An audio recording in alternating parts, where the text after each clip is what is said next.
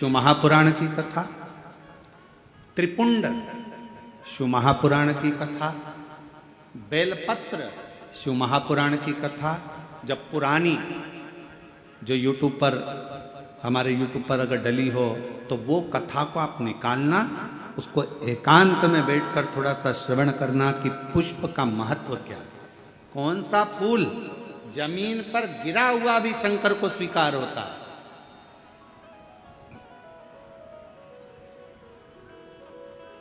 कौन सा पुष्प शिव को किस स्थान पर चढ़ाया जाए।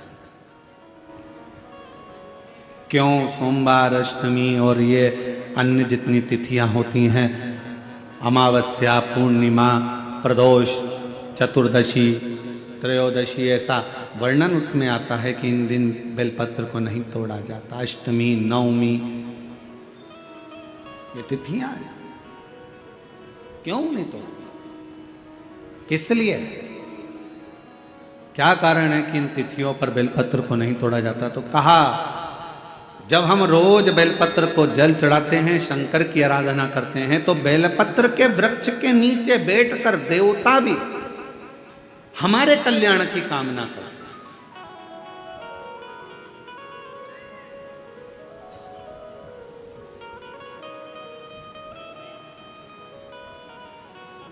कितनी बड़ी बात लिखी है। लिंग पुराण को उठाकर अगर आप पढ़ेंगे तो उसमें लिखा है 1.25 किलो सोने के सिंहासन पर, कितने किलो, जम जम के बोलो जरा, आवाज नहीं आई। 1.25 किलो सोने के सिंहासन पर मखमल का गद्दा बिछाकर एक शालिग्राम भगवान की मूर्ति, शालिग्राम भगवान की शिला रखकर उस पर सोने का छत्र 0.5 किलो का लगाकर हीरों और पन्नों से शालिग्राम भगवान का श्रृंगार कर कर किसी को दान करने का फल मात्र एक बेलपत्र शंकर के मंदिर में चढ़ाने से प्राप्त हो जाता है।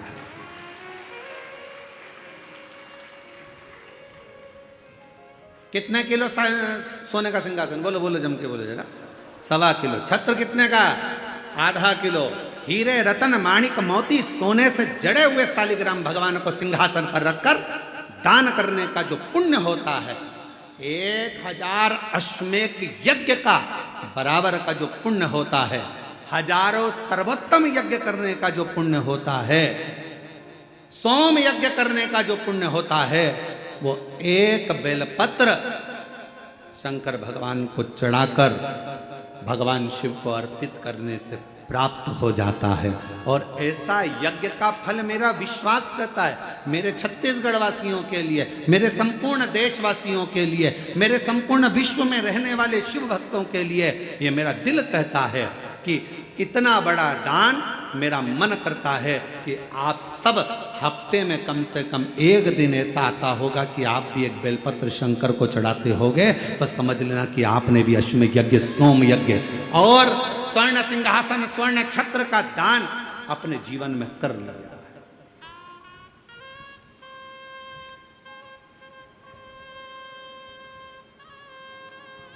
तीन वचन भगवान शिव ने पार्वती जी को दिए हैं, सावधानी से सुनिएगा उन वचनों को।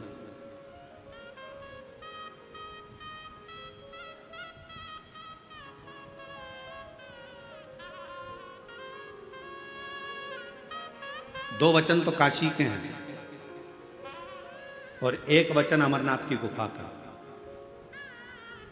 3 वचन मेरे भगवान शंकर ने पार्वती जी को दिए हैं, जिसमें से 2 वचन काशी के हैं कि काशी में शंकर भगवान से पार्वती जी कहती हैं, जिस पति पत्नी में आपस में झगड़ा हो उसमें प्रेम बढ़े, ये वचन दीजिए। शिव जी ने वचन दिया, पति पत्नी अगर झगड़ा करेंगे तो उनमें आपस में प्रेम बढ़ेगा। झगड़ा करने के बाद प्रेम बढ़ता है, स्नेह बढ़ता है। दूसरा वचन दीजिए, काशी में अगर कोई मरेगा तो उसको गुरु मंत्र तुम्हें देना पड़ेगा, तारण मंत्र तुमको देना पड़ेगा। शंकर भगवान ने वचन दिया कि काशी के अंदर अगर कोई मरेगा तो उसको तारण मंत्र मैं दूंगा। तारक मंत्र में दूंगा। और अमरनाथ की गुफा में तीसरे नंबर का वचन भगवान शंकर ने दिया, शिव जी ने दिया, बाबा जग कल्याण के लिए एक वचन चाहिए। क्या? भूल से भी अगर कोई एक बेलपत्र का स्पर्श मात्र कर ले, स्पर्श मात्र कर ले, अगर भूल से भी अगर कोई बेलपत्र को छू ले या बेलपत्र का स्पर्श कर कर आपकी आराधना में या किसी को दान में दे दे, तो वो संसार सागर में दूसरी बार जन्म ना ले, वो आपके धाम में जाकर विराज नहीं। वचन दीजिए। पुनरपि जननम पुनरपि मरणम के प्रपंच से छुड़ा देता है एक बेलपत्र का पौधा।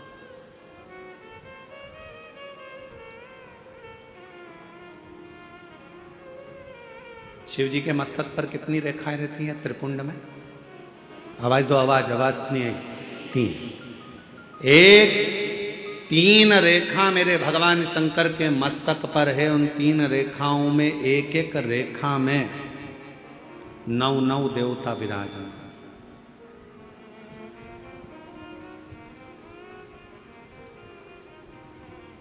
एक रेखा में 9 देवता, दूसरी रेखा में 9 देवता, तीसरी रेखा में 9 देवता।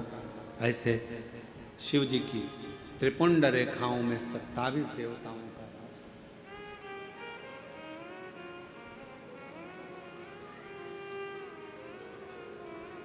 पूरे एक त्रिपुंड में। आप रोड पर से चल के आते हो, बहुत सारे तिलक लगाने वाले आपको मिलते हैं, उन्होंने अपनी थाली में फूल रख रखा है, ऐसा फूल रख रखा है, उस फूल से आपका पूरा सिर रंग देते हैं। बोलो बोलो, सही है कि गलत है? अरे बोलो तो जम के। ऐसा सिर रंग देते हैं और आप उनसे कुछ कहती भी नहीं हो। आपको कहना चाहिए ये सिर रंगने से कुछ नहीं होगा, अगर कुछ करना है तो अपने हाथ की 3 उंगलियां लीजिए और त्रिपुंड खींचिए। कम से कम 27 देवता मेरे मस्तक पर रहना चाहिए। 27 देवता मेरे मस्तक पर रहना चाहिए। चंदन की, भस्म की, रौली की, मौली की। अगर आप किसी भी भस्म का, चंदन का मस्तक पर अगर आप अष्टगंध का भी अगर त्रिपुंड लगा रहे हो तो आपके मस्तक पर 27 देवता त्रिपुंड की 3 लाइन खींचते से ही विराजमान हो जाते हैं। तिलक लगाने वाले फूल रख लिया, फूल से पूरा माथा रंग दिया, रंगने के बाद कह दिया चलो दक्षिणा दो जाओ। उस समय पर आपको कहना चाहिए, मैं कथा में आई हूं, शिव की कथा है, मेरे मस्तक पर त्रिपुंड लगा। त्रिपुंड से मतलब है कि 27 देवता, जब तक मेरे मस्तक पर त्रिपुंड रहेगा 27 देवता मेरे साथ में हर पल हर घड़ी रहेंगे, हर क्षण। पर हम नहीं बोल पाते। उन्होंने लिया फूल से रंग दिया, नहीं नहीं नहीं, हमको त्रिपुंड लगाइए, हमारे मस्तक पर त्रिपुंड होना चाहिए।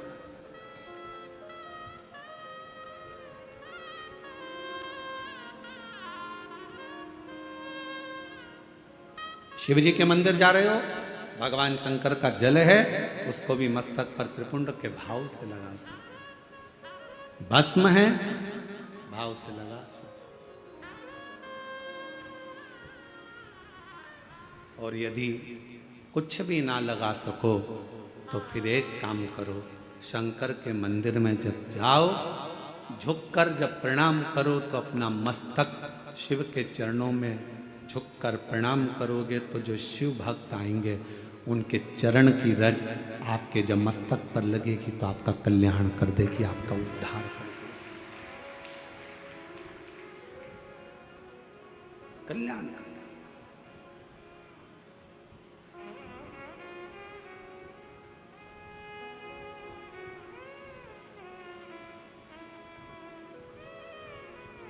कहते हैं कि 27 देवता जो त्रिपुंड में विराजमान है वो शंकर से मिलाने का कार्य करते हैं, शिव से मिलाने का। बाकी सी लटक गई, नैनों में अटक गई, कब तुम दर्श दिखाओगे, बाकी सी लटक गई नैनों में अटक गई, कब तुम दर्श दिखाओगे। हिचकिया ना रुके भोलेनाथ, मने थारी याद सतावे। ओ काशी के भोलेनाथ, मने थारी याद सतावे। याद सतावे रुदन आवे, याद सतावे रुदन आवे, याद सतावे। ओ काशी के भोलेनाथ, मने थारी याद सतावे। ओ काशी के भोलेनाथ, मने थारी याद सतावे। हिचकिया ना रोके भोलेनाथ, हिचकिया ना रोके भोलेनाथ, मने थारी याद सतावे। ओ काशी के भोलेनाथ, मने थारी याद सतावे।